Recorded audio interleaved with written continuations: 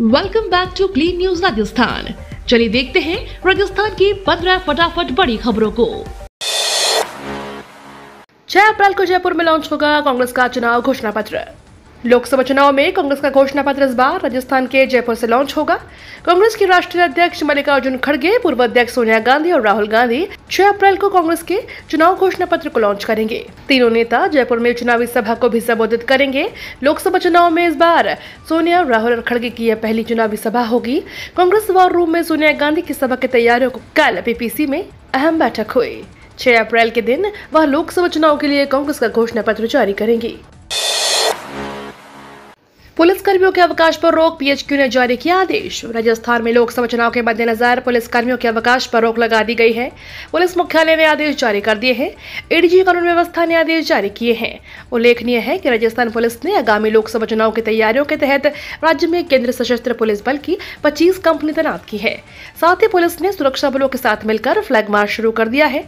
अतिरिक्त पुलिस महानिदेशक कानून व्यवस्था विशाल बंसल ने कहा, राज्य के 25 लोकसभा निर्वाचन क्षेत्रों में 2 चरणों के तहत 19 और 26 अप्रैल को होने वाले चुनाव में स्वतंत्र, निष्पक्ष, भयमुक्त और पारदर्शी तरीके से मतदान कराने के लिए निरंतर प्रभावी कदम उठाए जा रहे हैं।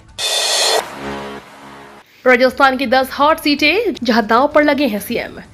लोकसभा चुनाव की मैदान तैयार है। राजस्थान के लगभग सभी सीटों पर कांग्रेस और बीजेपी के उम्मीदवारों की घोषणा हो चुकी है।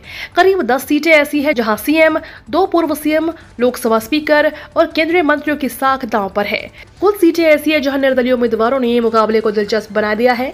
फिलहाल यह कहना जल्दबाजी होगी कि इस सीट पर बीजेपी या कांग्रेस उम्मीदवारों का पलड़ा भारी है। इस बार कांग्रेस से कई बड़े चेहरे मैदान में नहीं है, लेकिन पार्टी ने उन्हें कई सीटों पर कांग्रेस उम्मीदवारों को जिताने की जिम्मेदारी सौंपी है। वहीं बीजेपी ने लोकसभा अध्यक्ष ओम बिरला, 3 केंद्रीय मंत्रियों और पूर्व सीएम वसुंधरा राजे के बेटे समेत कई वरिष्ठ चेहरों को मैदान में उतारा है। इस बार युवा मतदाता बनेंगे प्रत्याशियों के भाग्य विधाता। लोकसभा चुनाव की रणभेरी बज चुकी है। भाजपा और कांग्रेस के प्रत्याशियों के चुनाव दौरे भी शुरू हो चुके हैं। टोंक सवाई माधोपुर लोकसभा क्षेत्र से आयु वर्ग के लिहाज से सबसे ज्यादा वोटर युवा हैं। इनकी तादाद कुल मतदाताओं की आधी है, यानी जिसके पक्ष में इस वर्ग का झुकाव हो जाएगा वह प्रत्याशी दूसरे पर भारी पड़ेगा। इस बार युवा मतदाताओं की लोकसभा चुनाव में निर्णायक भूमिका रहेगी। जिस भी पार्टी विशेष के हक में इनके वोट पड़ेंगे उनका पलड़ा भारी रहेगा। इसी कारण सभी सियासी पार्टियां युवाओं को ध्यान में रखकर चुनावी रणनीति बना रही हैं। पार्टी को पहले ही बताया था कि मैं नहीं लड़ूंगा चुनाव, सुदर्शन सिंह रावत बोले। कांग्रेस नेता सुदर्शन सिंह रावत ने राजसमंद से चुनाव लड़ने के इनकार कर दिया है। इसके बाद पार्टी ने हालांकि अभी तक दूसरा प्रत्याशी घोषित नहीं किया है, लेकिन इस पूरे मामले में गफलत क्यों हुई, इसे लेकर सवाल उठ रहे हैं। वहीं पूर्व विधायक सुदर्शन रावत का कहना है कि वह पार्टी को पहले ही इस बात से अवगत करा चुके थे कि वे चुनाव लड़ने की स्थिति में नहीं है और पार्टी भी उनकी बात से सहमत थी। रावत का कहना है कि इनके बाद क्यों गफलत हुई, किसके कहने से टिकट जारी किया गया, इस बारे में उन्हें ज्यादा जानकारी नहीं है। राजस्थान में फैली मम्स नाम की बीमारी, बच्चों का रखे ध्यान। चिकित्सा एवं स्वास्थ्य विभाग ने सतर्कता बरतते हुए बच्चों व वयस्कों में होने वाले मम्स संक्रामक रोग के प्रसार पर नियंत्रण एवं रोकथाम के लिए गाइडलाइन जारी की है। वर्तमान में कुछ क्षेत्रों में मम्स रोग के कुछ केसेस सामने आए हैं। गले में दर्द, सूजन और अन्य शारीरिक कमजोरी के लक्षणों वाले इस रोग पर समय पर नियंत्रण एवं रोकथाम के लिए अतिरिक्त मुख्य सचिव शुभराज सिंह के निर्देशों पर चिकित्सा विभाग ने गाइडलाइन जारी की है। क्षेत्रीय वन अधिकारी अनिल मीणा पर आचार संहिता उल्लंघन के लगे आरोप।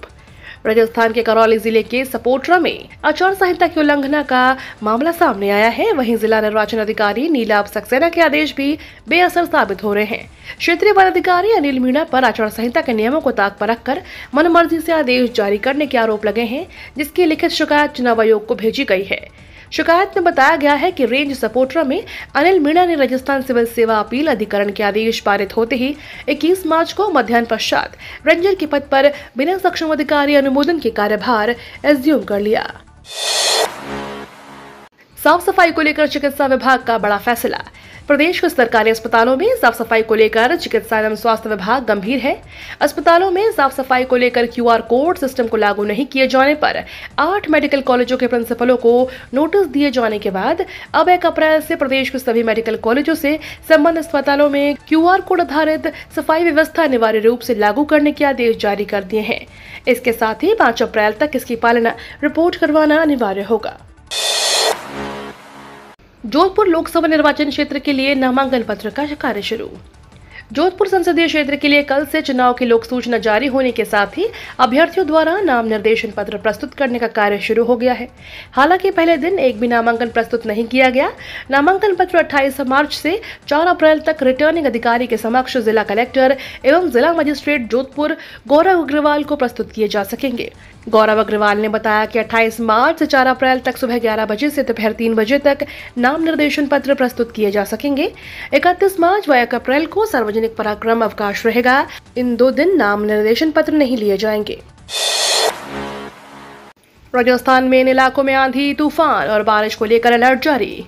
राजस्थान के मौसम का हाल एक बार फिर से बदलने वाला है। मौसम विभाग के अनुसार प्रदेश में आने वाले 2 दिनों में एक नया पश्चिमी विक्षोभ सक्रिय होने वाला है, जिससे राज्य के मौसम में 2 दिन तक खराब रह सकता है।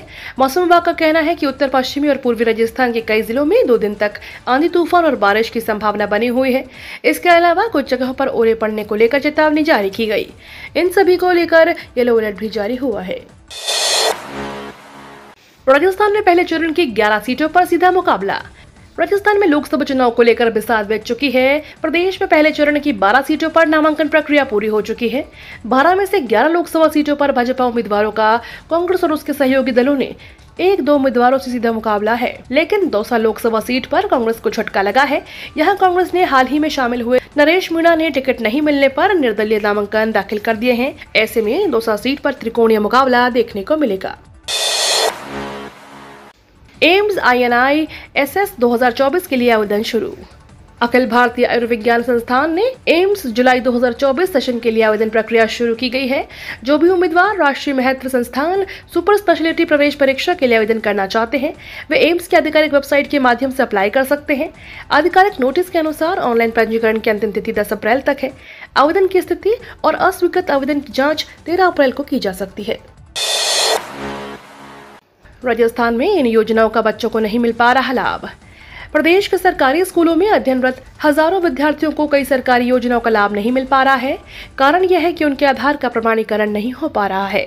दरअसल शिक्षा विभाग ने यह जिम्मा शिक्षकों और संस्था प्रधानों को दे रखा है कि वे अपने विद्यालय के विद्यार्थियों के आधार प्रविष्टि व प्रमाणीकरण विभाग के शाला दर्पण पोर्टल पर अपलोड करें। शिक्षकों की ओर से आधार प्रविष्टि लगभग 90% हो चुकी है, लेकिन आधार प्रमाणीकरण अभी 62% भी हो गया है।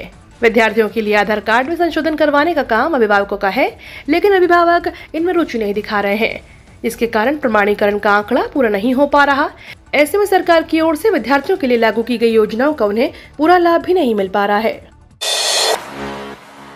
विदेश से आई नौकरी का ऑफर तो हो जाए अलर्ट। अच्छी सैलरी और बेहतर जिंदगी की उम्मीद लेकर कई लोग विदेश में नौकरी चाहते हैं, लेकिन आए दिन धोखाधड़ी का शिकार बने लोगों के मामले सामने आते हैं। नौकरी के नाम पर फ्रॉड के मामले लगातार बढ़ रहे हैं। इस जाल में फंसने के बाद लाखों रुपए की ठगी तो होती ही है, कई बार जीवन भी संकट में आ जाता है।